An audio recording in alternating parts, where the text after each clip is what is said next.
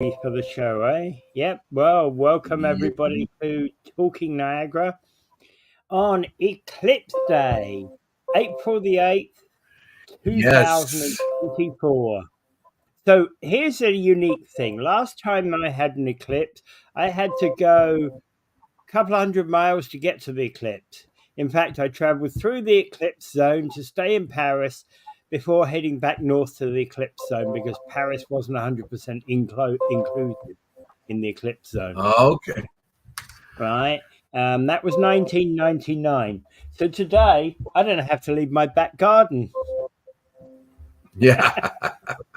That's That's the unique, same with isn't it? me. Like, have you seen much In fact, evidence in the massive amounts of people coming here? Like yesterday, I drove around Saturday and Sunday just well, to I just to think there get a was, measure of how many more people were in town. I I think didn't there were see too any. many people on the roads yesterday and Saturday. No, there was. I drove around freely. I went down by the I falls, well, and yeah, no, I wasn't driving by the falls. I was driving around town. Didn't go anywhere near the falls. Just driving around town, and hey, I had people getting in the way.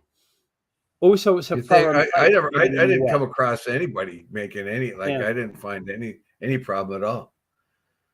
No, I found all kind of foreign plates getting in the way. Florida, New York, Really? Georgia.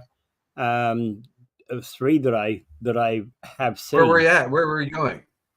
I was Because just running I didn't errands. find the same at all. I was just running errands. I had to go up to Drummond. I agree with Mike that there's not a million people here coming. Certainly not here now. But when I was out and about yesterday, there was just when when you're in a group of local people, because everybody does what they're supposed to do. They go straight on, they split right, they don't take extra time on the junction. So when you've got people who are strange to the area, they're in the wrong lane, they suddenly veer across the roads, and they take forever in the junction because they don't know how it works. Well, that's what I had yesterday and Saturday on a couple of the errands that I ran. Just must have been bad timing. Must be because I saw a little bit more than normal traffic. I would say when I was going up and down Tholstone Road or Stanley or something like that, Yeah, but not a whole lot more, and nothing that was unusual. And I didn't really see a whole lot of foreign plates either. So the yeah. I saw a number of foreign plates, and as I say, probably just the time I was driving. Yeah, so the massive influxes will have to happen today then, Yeah. and and I Well, hope you're not I going to hope get my it. backyard's not full of American tourists or something like that, or swamps with people from the GTA. Uh, Yeah. can I sit on your car while I look at the? Yeah. Okay, so let's go to some of these stories that we've All got. right, There's a you introduce it. I'm just going to run for my coffee. It's ready now. Yeah, there's a Newfoundland island named by Captain Cook that is preparing to throw a party today. All right. So this island, the on Monday, the residents of this fishing town near the now uninhabited Eclipse Island will gather to celebrate the celestial event and start rebuilding historic beacon on the island while watching the eclipse, where totality will last for about 2 minutes. And the mayor or the manager of that town basically said, if we get 30, 40 people, they'll be happy. They'll be ecstatic. So Burgeo, which is this town next to the island, has about 1,100 residents, and they're basically, it's a more than a 9-hour drive from St. John's, um, the capital of Newfoundland and Labrador, and so they don't expect many people there. If they get 30 or 40 people, they'll be ecstatic. Captain Cook was one of the greatest Yeah. explorers of Oh all yeah. time. One of He the was probably greatest the greatest. He explorers. was probably the greatest sea explorer of all time. Yeah. And David Thompson, was probably the greatest land. I, What was the greatest land explorer of all time? I'm gonna actually say Captain Cook and Magellan probably would battle in a friendly way. Would battle that out for the greatest sea explorers. Well, I'm saying that Captain Cook probably discovered more than Magellan did, although there were 250 years apart. Oh, I know they So were. you got to put your nod to Magellan to be able to do what he did, but he didn't even make it back. His crew did, but Captain Cook was very famous for many different things. The maps that he made of the St. Lawrence inlets and Newfoundland and the islands and things in and around there were maps that he made in the mid 1700s that were used right up for almost over 100 years after he was there, before they were improved. Way more. In fact, they were using Captain Cook's maps right up until they got satellite imagery and things like that. That's how good they were. Yeah. That's how good they were. The interesting thing about Captain Cook is, of course, everybody knows he died in Hawaii. Or should know, he died in Hawaii. As you say, one of the greatest explorers of all time, if not the greatest sea explorer of all time. Discovered many, many lands. And how many places have or used to have the name Cook on them somewhere around the world, right? Cook Islands, for one. Yeah, exactly. Cook is very much associated with lots of parts of the world. Yeah, so I'm glad they're using this time to actually try and relaunch something on this island. Yes, and the island is located on the southern coast of Newfoundland, right on the southern coast. And if you go and on the Canadian National Highway, goes from Port aux Basques in a kind of a loop around the top of the island over to the eastern part where St. John's is. Well, if you take Corner Brook and you go directly south of Corner Brook, where Corner Brook is, because a lot of people will know where that is because of the place it is. If you've ever gone to Newfoundland, you're going to be on the major Canadian highway, which is the Trans-Canada Highway. And when you're at Corner Brook, if you went directly south from there, you'll get to Burgeo and Eclipse Island. And Eclipse Island has a particularly good name there because all the other islands are basically just sort of Anglo-Saxon names, sort of. But the Eclipse Island stands out for that fact. Yeah. At one time, they had some sort of marker there of some kind, a beacon of some kind there. They plan to rebuild it. They're rebuilding this beacon, and this beacon is supposed to be solar power. This beacon that was built in the 60s was solar powered. Yeah, that's pretty good for the 60s, eh? Yeah, and 1766, he witnessed this solar eclipse on August 5th, 1766, and I don't believe the island. I was trying to read something about it. I don't believe the islands even had an eclipse since then. I'm not so sure. It would if it's having an eclipse today and we're having an eclipse, it would probably have been on the same path as it was back then. Yeah. So the eclipse that they're having in Eclipse Island now would probably be the same one we're having. The eclipses either go northeast to southwest or southeast to northwest. Yeah, and depends upon the path of the moon across the moon across the planet.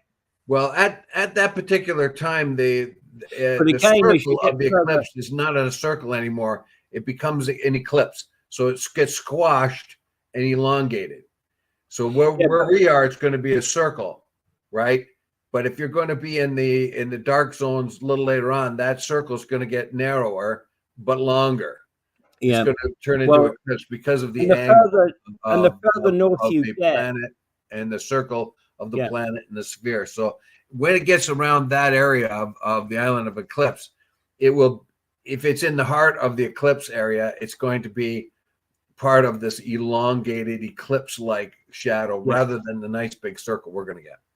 Yeah, but the other thing to note is that typically, as you get above, north of 50 degrees, eclipses are actually harder. Are actually rarer. Well, that's because of what I just said. Yeah. Yeah. Yeah. Exactly. Well, in fact, actually, because the ball of the planet is getting smaller at the top and at the bottom. Exactly. And that's what causes And they that tend to end up shape. not being, and they tail away from totality. So even if you're on the path of totality, totality might not reach those regions in the north, up in the north, and up and down in the south. Well, the range of totality will be smaller because of the elliptical shape. Yep. All right. Anyway, so and hey, I just tested my glasses this morning. I looked at the rising sun on the dawn on the highlight. Little, I can see it right here. There you go. Well, let's hope we get a good day. So far, it doesn't look too bad, but yesterday would have been awesome for it, and Saturday too. Yeah. But now Monday comes in, and we are in that. We're in that typical April weather type of. Yeah. All right. Anyway, so moving on, India and Pakistan, according to CSIS, India and Pakistan have also been attempting to interfere in our federal elections during 2019 and 2021. Wow. So we got China, India, Pakistan, Israel, most likely, trying to interfere in how Canadians vote. We're a messed up people, Dave.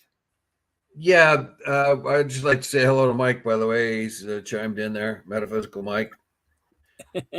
Yeah, he did.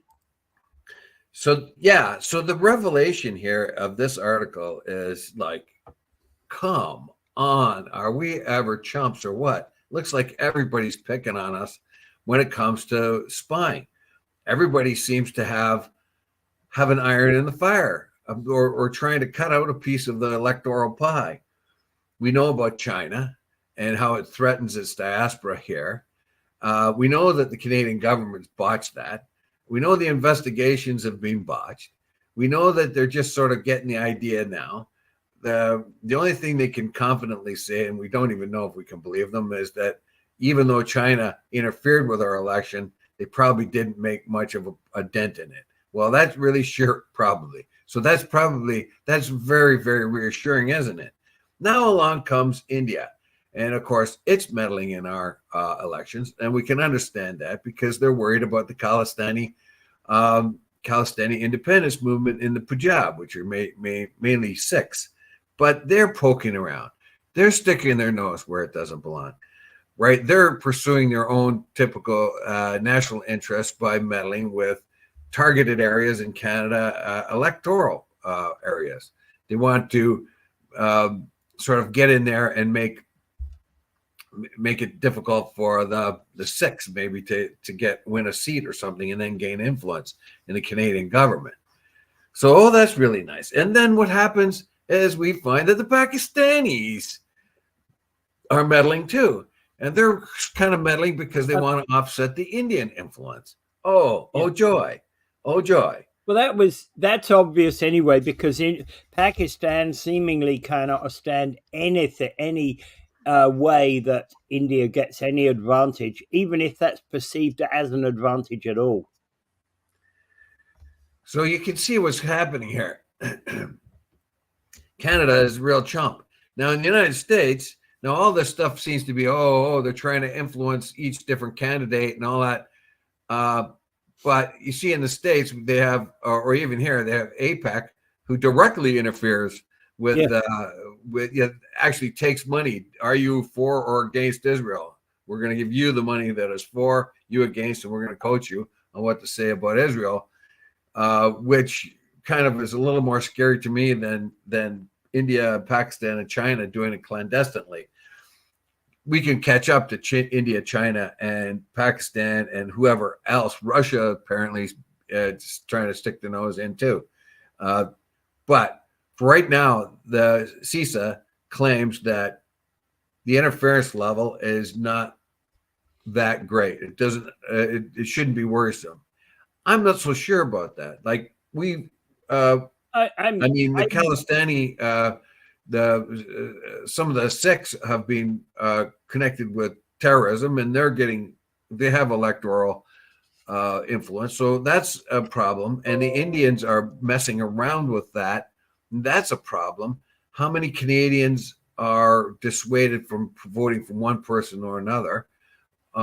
Chinese is much more of a problem to me, I think, because they're better organized, and they have been in, like, they've got their own students, and they've got doctors and lawyers and scientists and everything. They're spying in Canada, so they're set up much better. How are we going to turn that back? I don't know. I don't know. I think it's Canada has let this happen. And honestly, we need to give, when it comes to people interfering in our elections, we really need to give the middle finger to them, right? Any other nation, and I'd be saying that, even if it was Britain trying to influence me, to how to vote in Canada in a Canadian election, no, I'd be giving them the middle finger. Not that I ever expect that they would, because Cousin Charles isn't going to exactly make a phone call. You know what I mean? Well, they could send somebody over, and and then they could kind of threaten your family over there. And if you were part of a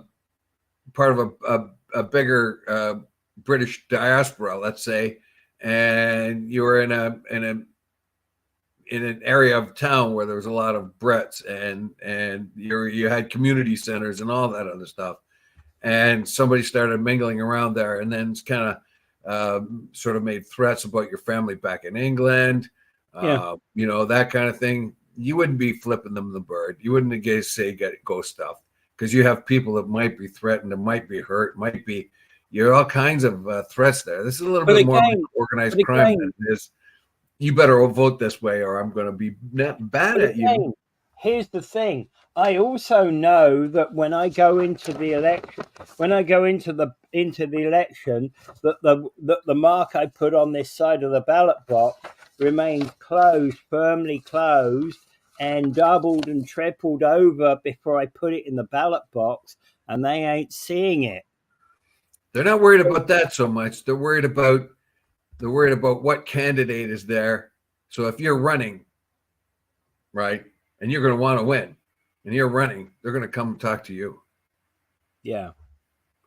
They're also going to make sure that, you know what, there are this particular riding's full of British people, and you know what, if we don't see it our way, we know that everyone here is going to have collective punishment for not, so this British community had better elect Joe Smith, because Joe Smith's our guy, and if you don't elect him, we're going to make life difficult. Yeah, but you see, this is a challenge in somewhere like Canada.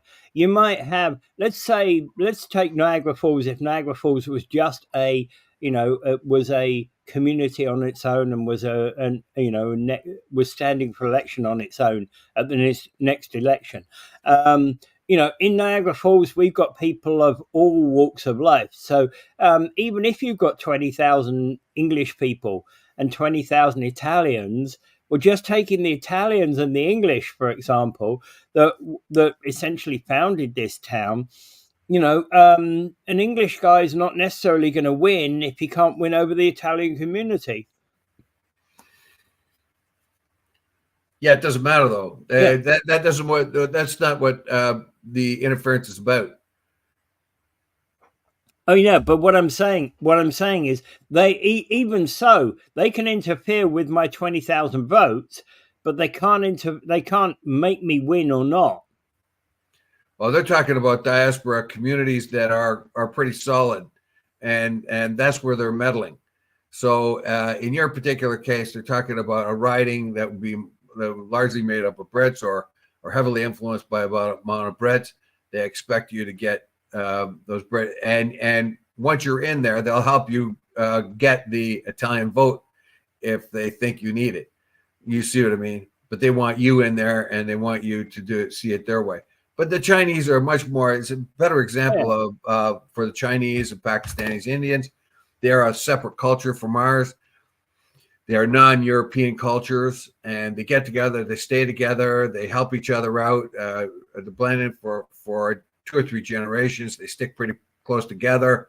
Those are the areas in which the Chinese, the Pakistanis, the Russians, and the Indians try to meddle with. And so that it is a thing here in Canada, and it seems to me that these things are being broken by the press, which is good. But why are we so bad at it?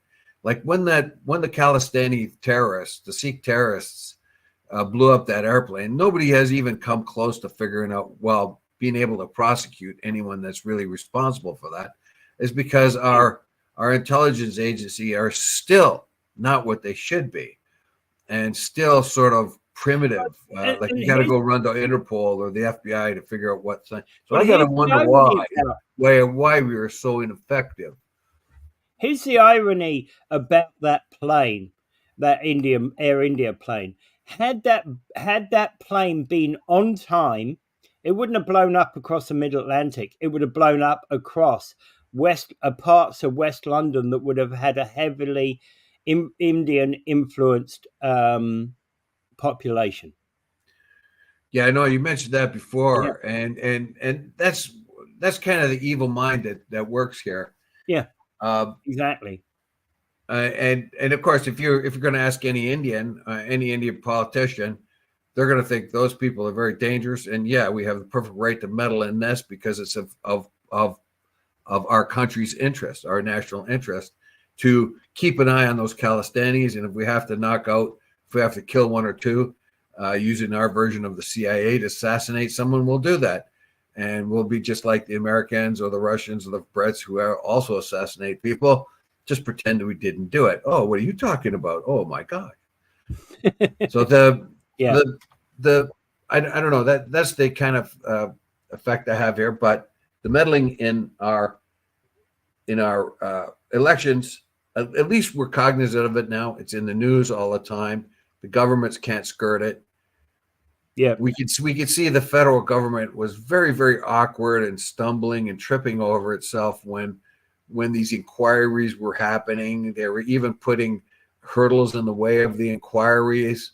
Then when they started up, and when the inquiry was original for Chinese interference, but then found Indian and Pakistani and Russian interference. If you look, if you're not doing the 3-monkey approach, see nothing, hear nothing, speak nothing, you'll probably see all kinds of U.S. influence. Not a huge amount, I don't think, from the U.S. because they're pretty confident they got us under control. Any U.S. influence is typically because we're 2 English-speaking nations living next to one another. That is all. They used to meddle when it looked like governments were going to go socialist. That's the kind of paranoia they have about socialism. Yeah. And, to them, it's black and white. Like, it's to them, if you're starting a public library where it's open to everyone, that must be socialism. So it must be Stalin who's running it, and it has to be overcome, right? So they have a very black and white idea of the ranges of between center and left, and then far left, and then center and right and far right. They seem to forgive far right a lot easier than far left. But anyway, there is this zone, this manageable zone in the left and the right. But the U.S. kind of freaks out sometimes. Yeah. Anyway, they have overreacted over and over again to socialist government. They interfered in the election in Australia in the 70s. I remember that. It was a big deal. They got caught meddling in the they got caught there, and that's because they had socialist candidates. Yeah, they got caught big time. Okay, so just a quick question before we just a quick thing before we move on. I've already recorded 1 show in readiness for your departure, Dave, and to announce also Laurie Lococo is going to be here on the 17th of April. Okay, all right. All right. That's my niece's birthday. That's nice. Yeah. Anyway, Yeah. okay, congratulations, Ben. All right. So Congratulations. Yeah, I'll be. I get a tomorrow morning show, but I've been trying to that'll get be hold of. done for I've been until trying to get the hold 22nd. of. Yeah, I've been trying to get hold of Mike Strange because I wanted to explore that question about how we can shorten council meetings. I've left him a phone message, a voicemail. I'm going to call him again today, see if I can get hold of him. Well, yeah, he's working or something like that. He's Yeah, I know. yeah, he'll probably get around to you when he can. Yeah. Yeah, I know. Just I'd like to be able to explore that further if I could. With him. Anyway, it's moving on. Former Foreign Minister Peter MacKay describes ludicrous how bureaucratic hurdles are impacting the Palestinians trying to flee Gaza.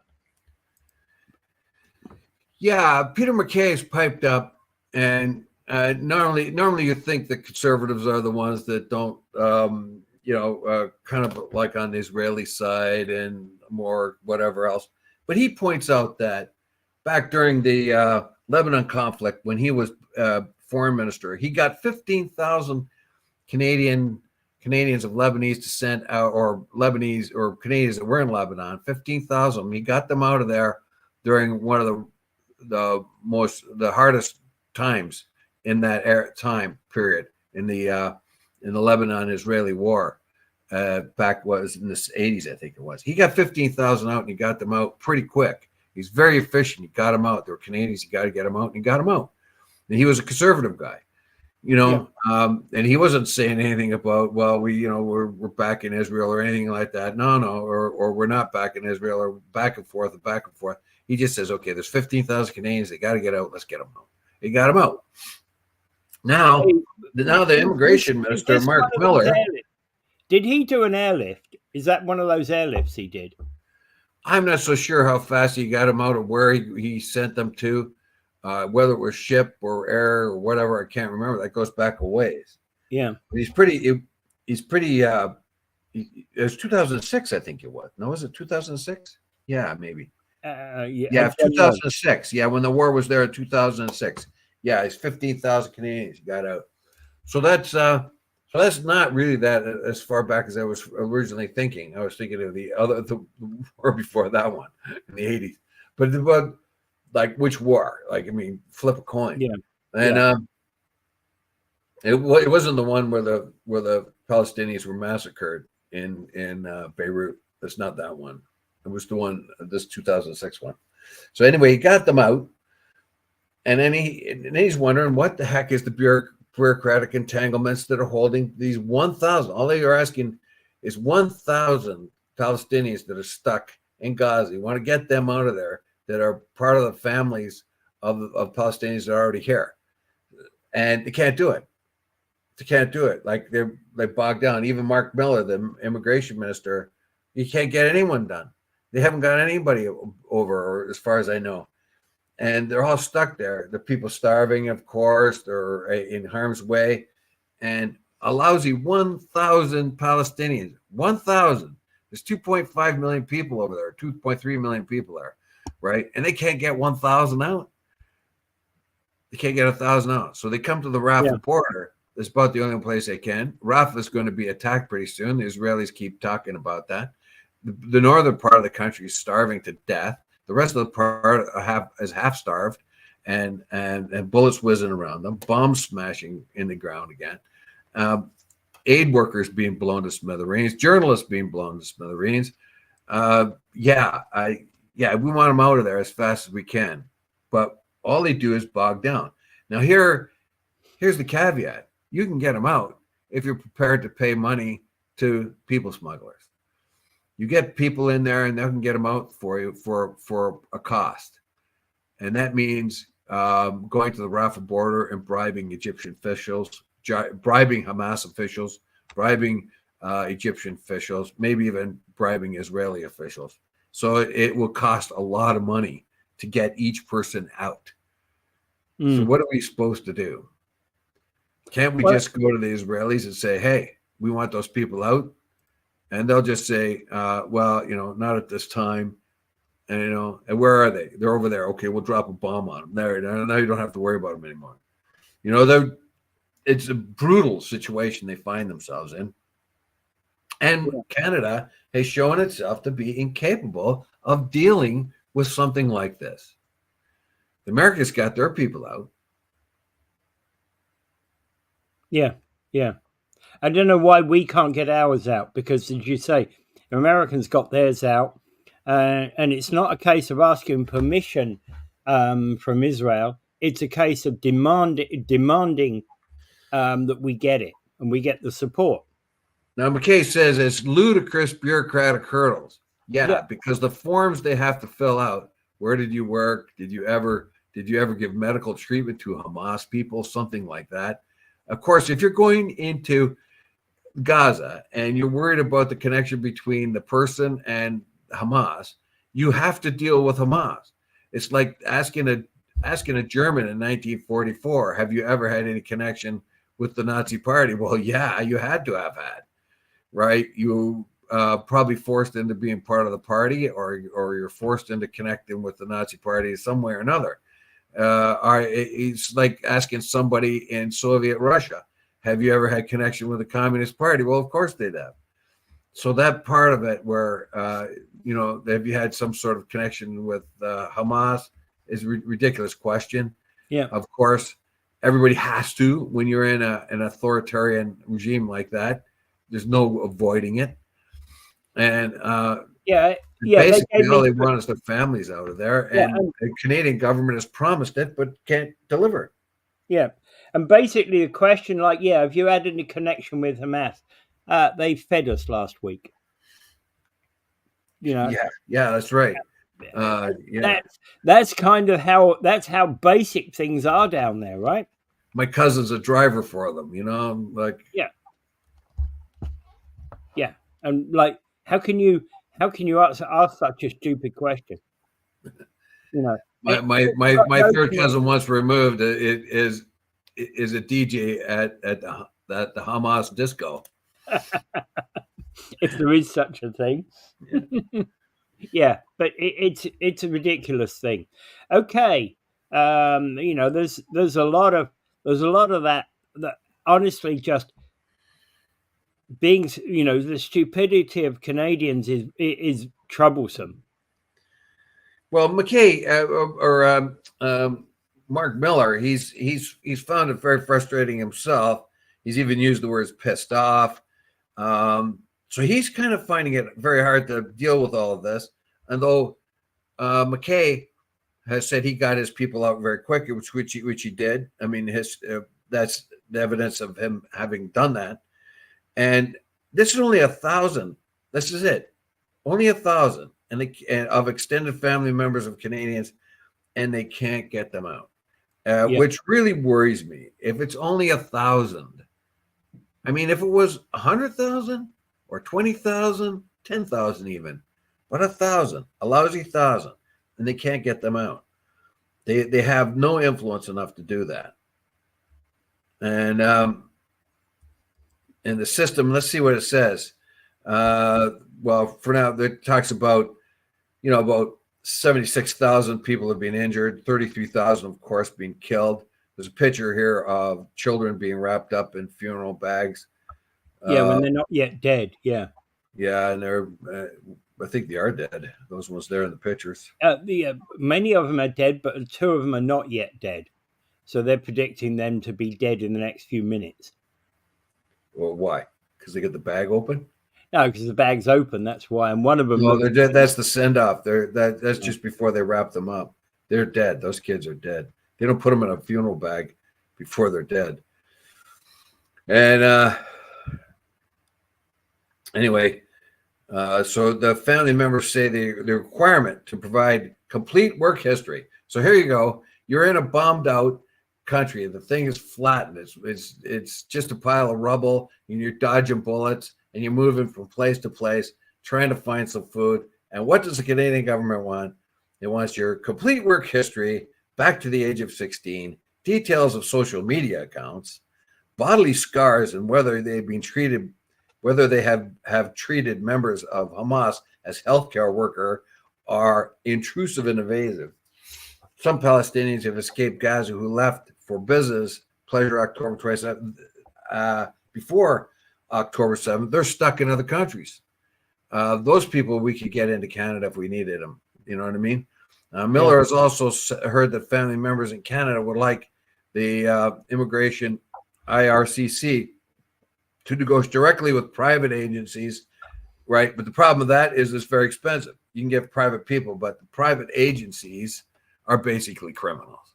They're not saying that here, but I mean, if you're paying people to get people out of a country and into your country, where does that also happen, right? Yeah. Right along the southern border of the United States. Yeah, absolutely. All right. Yeah.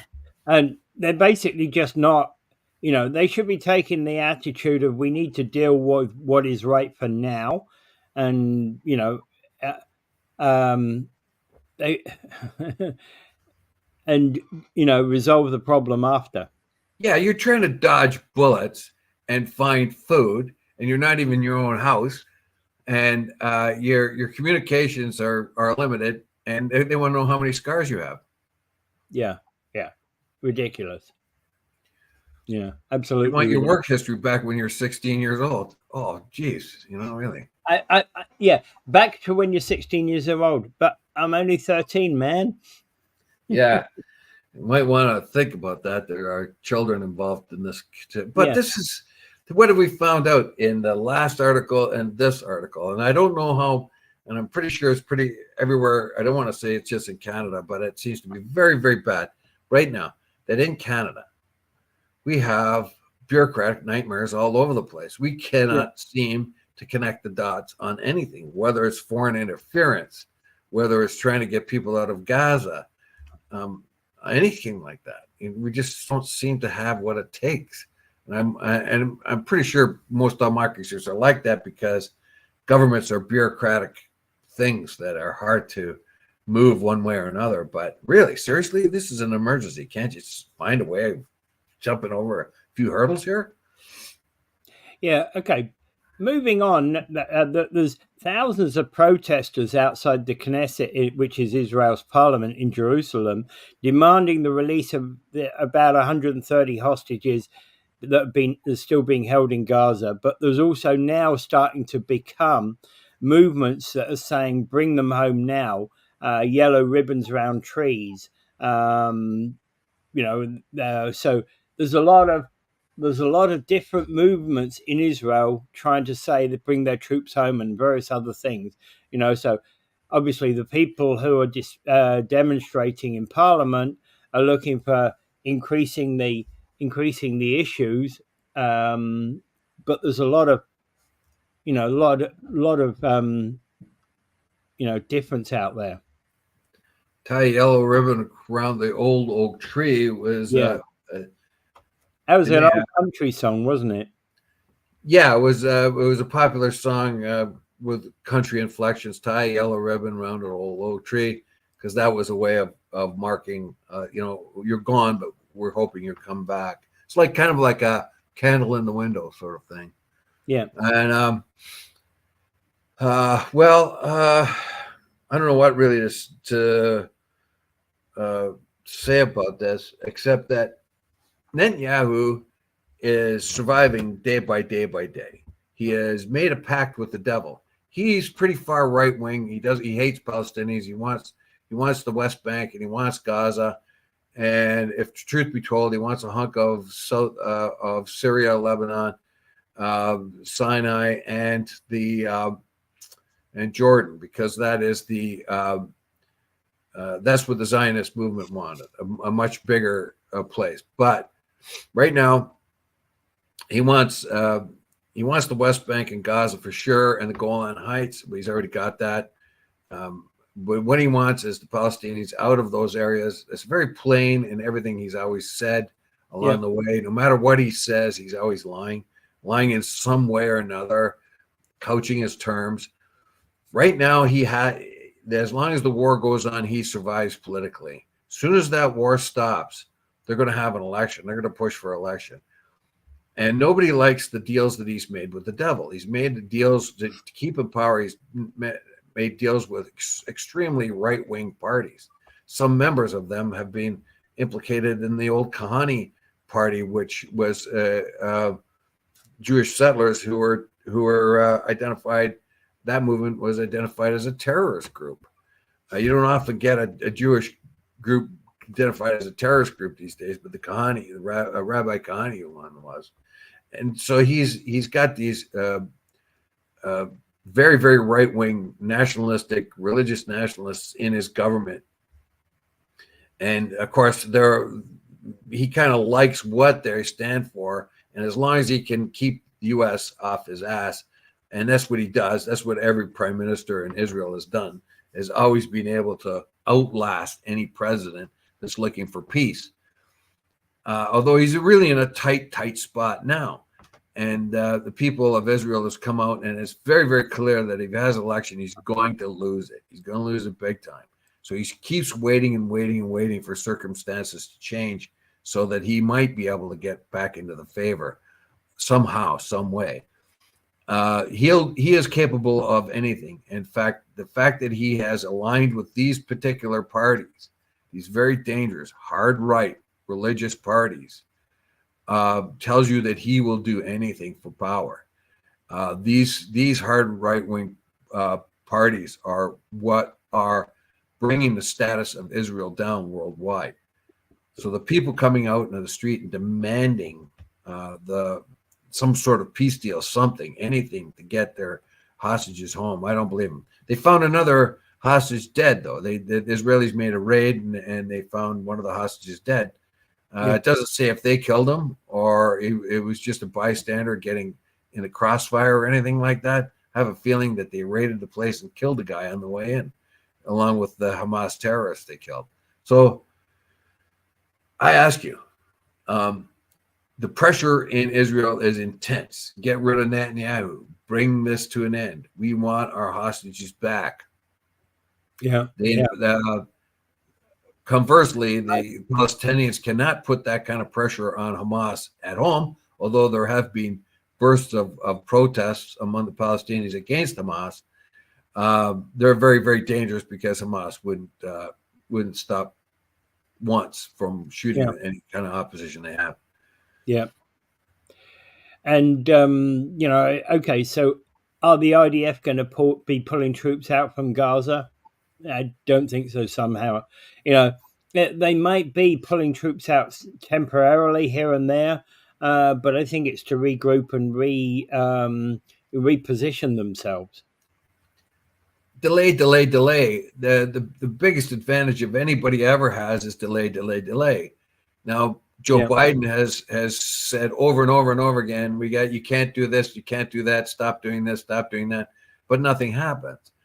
Every time him and his spokesperson says we're looking for a better result, we were looking for a better way, it doesn't happen. They give them some more weapons, they use them, and then they say, oh well, we're looking for, but we have sternly talked to them.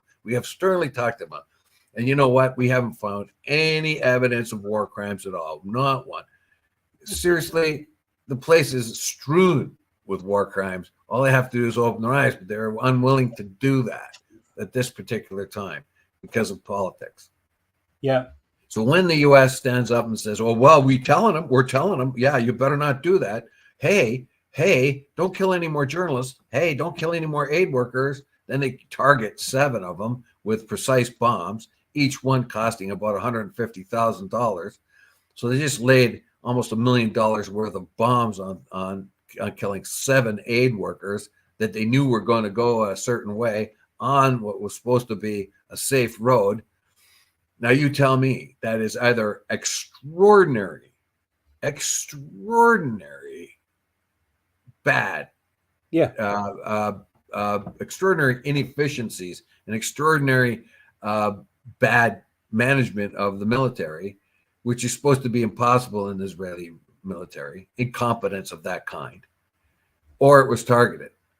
I have a feeling that it was targeted because there are too many independent players in this. The IDF says officially this and officially that, but there's too many independent players here, people that really do hate the Palestinians and know that if whatever they do, they have impunity, because the IDF has given all their soldiers and commanders impunity of all things.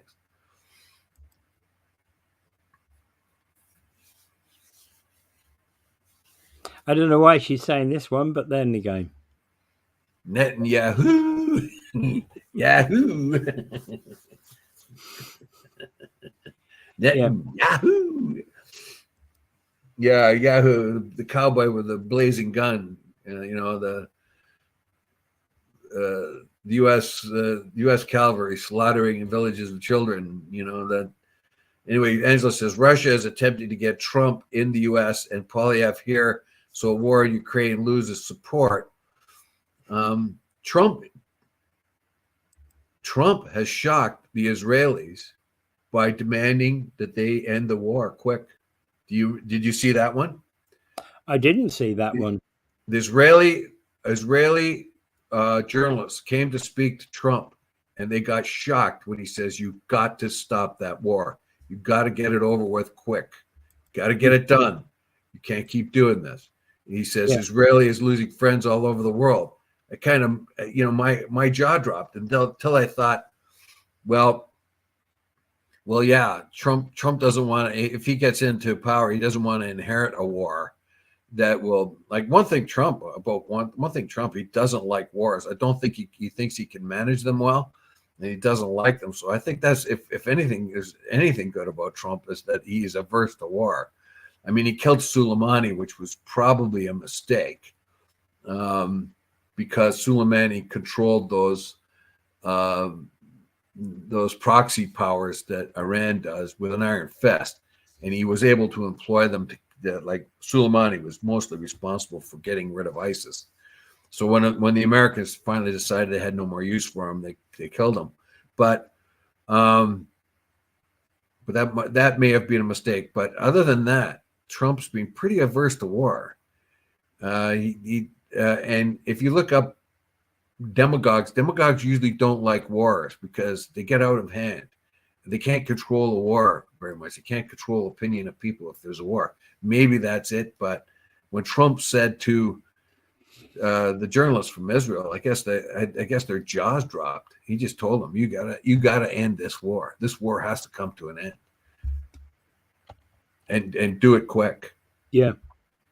They expected him to say, bomb Gaza, get rid of the Palestinians. That's not what he said. Yeah. He said, you got to stop that war. Well, he's, a practical approach, I think, if you think about it. Yeah. So anyway, the question. I think probably Netanyahu is pretty, like, if you thought of anything, that the AIPAC would have been supporting any candidate that any the Trump campaign, and any campaigner that supported Trump, because Trump has had a stronger affiliation with Israel. I mean, he moved the embassy from Tel Aviv to Jerusalem. They call the Golan Heights Trump Heights now. It's called Trump Heights now. That must make the Syrians very happy because it was their land, And we don't know. Maybe they'll call Gaza Trumpza. Who knows? But they got a bit of a shock when Trump seems to be, the reality set in on Trump. Well, no, we don't want to inherit anymore. At the end of the day, AIPAC isn't going to influence too much about the Trump vote. No, it'll help Trump. It'll help Trump because they think Trump is a better bet than Biden. Although Biden has taken lots and lots of money from AIPAC in his past campaigns. It's very unusual. The shift is coming. You find elements of the right and elements of the left that are not supportive of Israel, which is kind of really, really interesting there. You find elements of the right, even Alex Jones, the nutter, he was against this war in Gaza. And he's the type of guy who didn't care if sounds like he doesn't care if you eliminate a whole population with a big bomb. But Alex Jones is against the Gaza war, so the far right is not happy about the war in Gaza and Ukraine, and the far left isn't either. And everyone in between is probably not too happy about it one way or another either. Yeah. But when you got Trump and he's telling the Israelis, and he's a hero in Israel, right? And he says, you got to stop that war. I think that's I think probably right. the most important thing Netanyahu had to hear. Yeah. I think you're right that where he is he doesn't want to inherit that war. No, if he gets into power, he doesn't want to. And also, he doesn't want to have to worry about his own party who are against the fundings of this. He doesn't want them. He doesn't want to have to battle them as well. And there's going to be a bunch of independents out there, most of whom do not approve of the war. If he's going to catch any of the independents, he's going to have to see it their way. So he's made a calculation, basically. If you just want to look at it in cold facts, he's made a calculation that in order to scoop a few disenchanted Democrats and a few independents for his campaign, he's going to have to go against that war. And he probably have to go against the Ukrainian war, but particularly the Gaza war, if he has any chance of scooping those votes that are going to make the difference. He's got a core group of people who will vote for him no matter what, but it's not enough to win.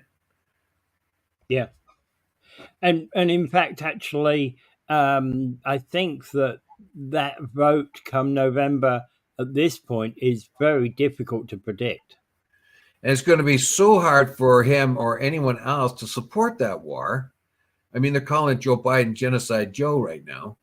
And if he goes in supporting that war, how is he going to be able to support it with gruesome pictures, particularly at that time when the war may even be over by the time he gets he starts the campaign? There's going to be gruesome pictures coming out of Gaza. As soon as they let foreign journalists in there, it's going to be an ugly, ugly thing. The Israelis are going to try to cover up as much as they can, and the Americans will help them cover up as much as they can. But no matter what you do, it's going to be an ugly picture of a lot of bodies and a lot of children deaths and famine and starvation and gruesome collective punishment that will not be able to be hidden. And Joe Biden will have to live with that. But if Trump says, I didn't like this war from the start, he doesn't have to wear it. Yeah. All right. Well, that's actually fairly true. And that's actually an incoming prime minister or incoming president who wins an election doesn't have to own it. Right?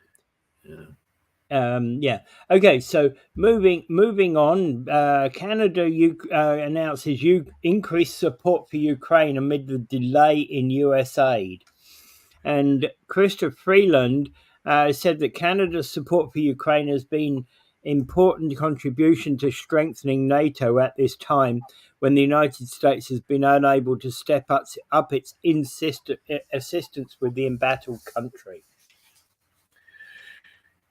Here we go. So many things have so many. The U.S. government Congress cannot pretty well budge because the person that controls them the most, Trump, has commanded his vassals, don't do anything about the Ukraine war until I get there. Don't do anything about the border till I get there, kind of things. Yeah.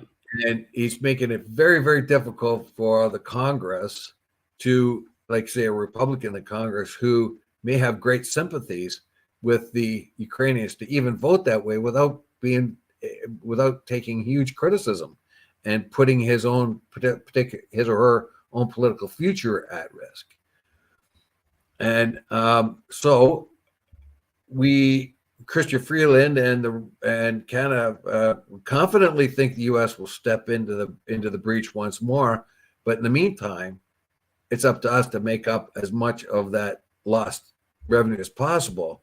I'm not so sure. So what this means is Canada's going to supply money because we can't supply too many arms. We don't have any.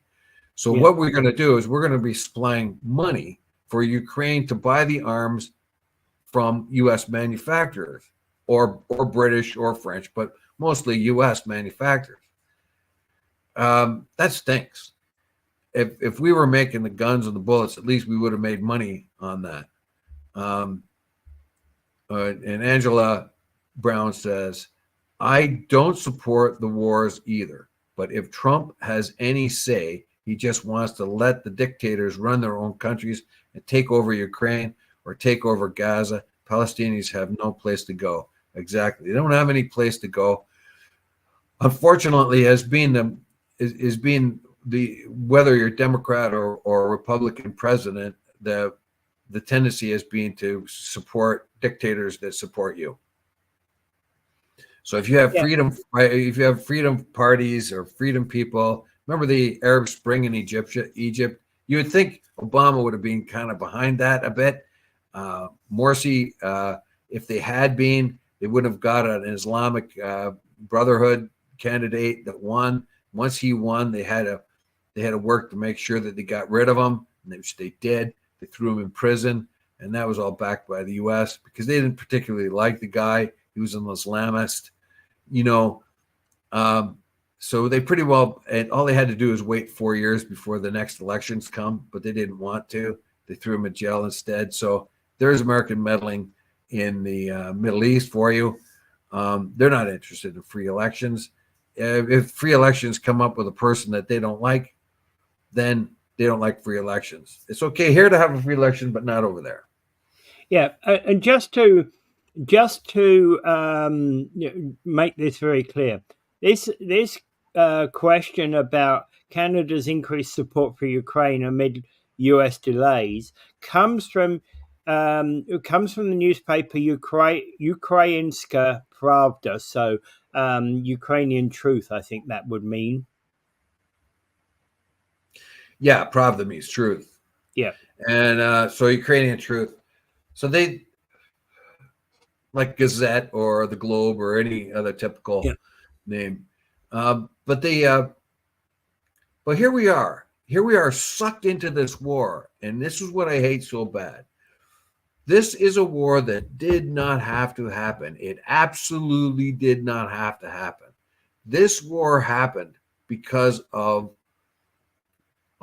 NATO and its expansionist policies on the Black Sea. It was trying to expand into Georgia, which is one end of the Black Sea, and Ukraine on this end, the top of the Black Sea. And the Russians have their fleet in the Ukraine, in the Crimea. What do you think was going to happen? And anyway, we get stuck in this war, and now we are stuck supporting the Ukrainians. And now we are stuck supporting a war that looks like a World War I war, trench battles, a few yards here and a few yards there at the cost of gallons of blood and destruction. We have to end this war.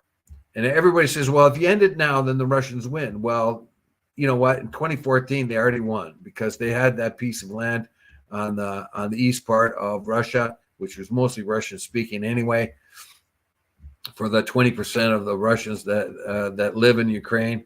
And the Ukrainian nationalists scared the crap out of them because they thought they were going to get sidelined.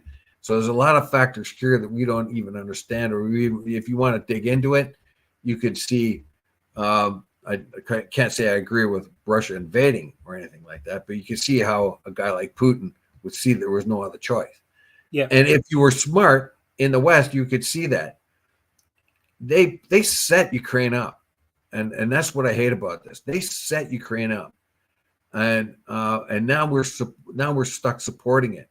And every time we send a bullet over there, there's another Russian dead. Every time we send a artillery shell over there, there's a bunch of more Russians dead. And then they have to shoot back, so there's more Ukrainians dead.